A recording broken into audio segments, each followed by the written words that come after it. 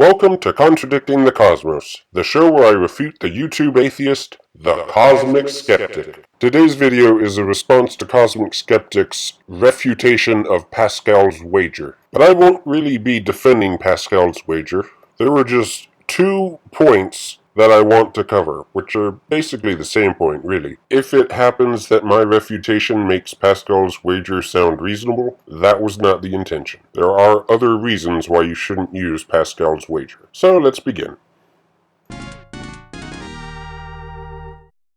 Okay, let's give Pascal the benefit of the doubt. Let's say that if there was a God that existed, it would be the Christian God. Let's say that he's got the philosophy right. You've still got a pretty big problem on your hands, and that is the fact that you can't choose what to believe in. Okay, to illustrate my point, imagine I asked you to start believing that Australia does not exist. Okay, I want you to believe that Australia is not there.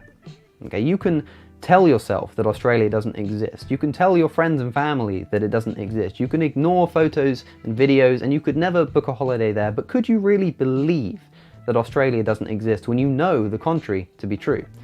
I don't think you could. And by this, don't get me wrong, I'm not trying to say that I know that God does not exist with the same certainty that I know that Australia does exist.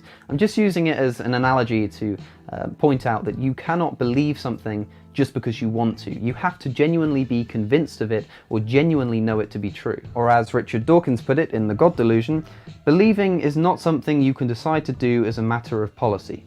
I can decide to swear on a stack of Bibles that I believe every word inside them, but that can't make me actually believe it if I don't.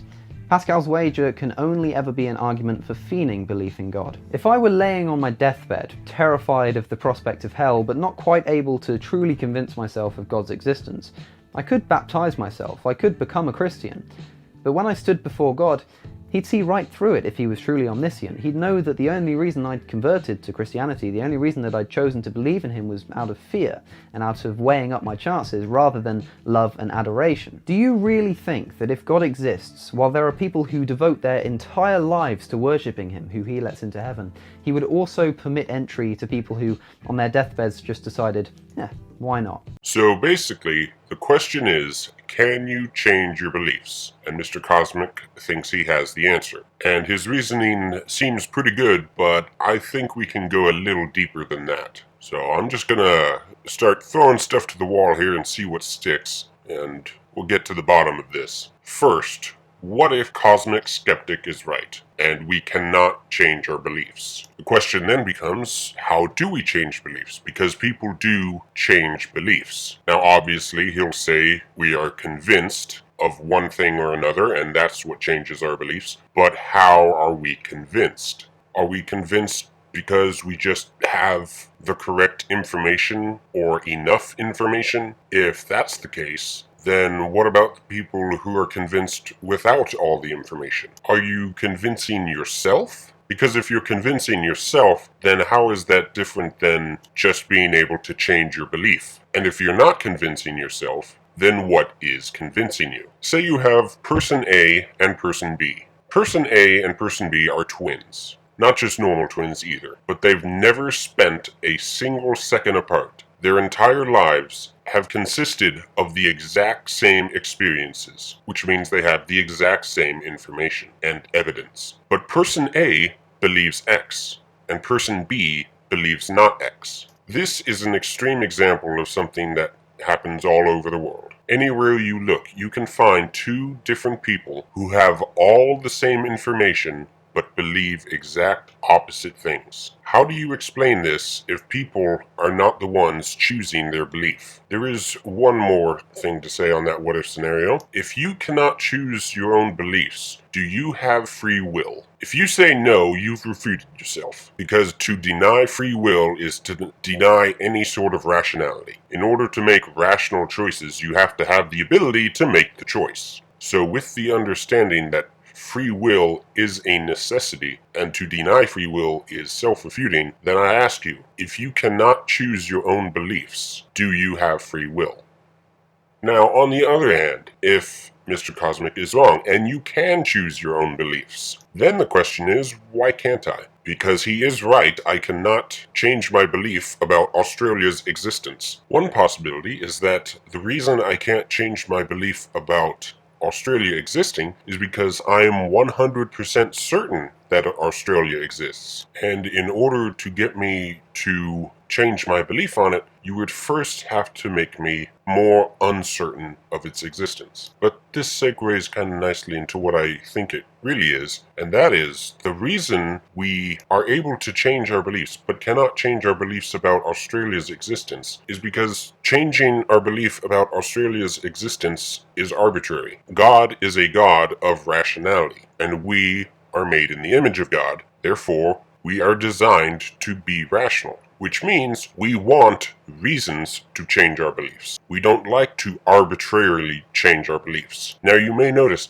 this actually sounds very similar to what Mr. Cosmic was saying in his rebuttal of the Pascal's wager. I am guessing that he might agree with me in saying that we cannot arbitrarily change our beliefs. We require reasons. Of course, that doesn't really work out for his argument then, because Pascal's wager is a reason. It is not an arbitrary decision to change your belief. You have a reason, a very good reason. A reason very similar to a reason I employ in one of my own beliefs. The belief in a post-tribulation rapture. I've heard arguments for both post and pre-trib raptures, but rather than fully delve into it and study it intensely to figure out which is correct, I basically do the equivalent of Pascal's wager in order to shape my belief. That is, it is better to be a post-trib believer and be surprised by the outcome than a pre-trib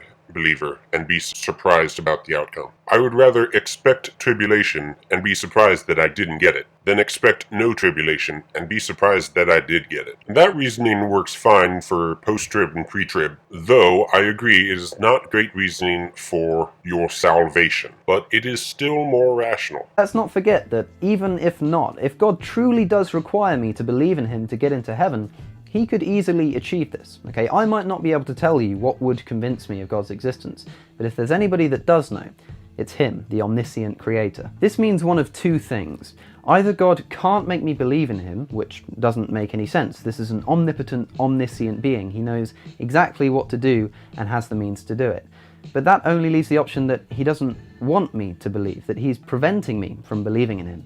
In which case I would submit to this God when standing before him at the pearly gates, that it's his fault that I'm an unbeliever. So, Mr. Cosmic's argument here relies on his previous assertion that you cannot choose what you believe. But as I've already pointed out, you do choose your own beliefs. You just do not do so arbitrarily. You have reasons to believe what you believe. Some people have good reasons, some people have bad reasons. But generally speaking, they do not believe anything arbitrarily. So when he says that it is nonsense for God to not be able to make you believe, that would only hold true if you cannot choose your own beliefs. But you do choose your own beliefs, and God has given you plenty of reasons to believe in him. No one has any excuse for any claims of ignorance about God's existence. If you want to deny God's existence, that's on you. God has done more than enough to provide plenty of rational reasons for you to believe in him, which he is not obligated to do. He could have wiped out all humanity as soon as Adam ate the fruit, but instead he is merciful and gracious. I hope you found this video enlightening. I know I sure did.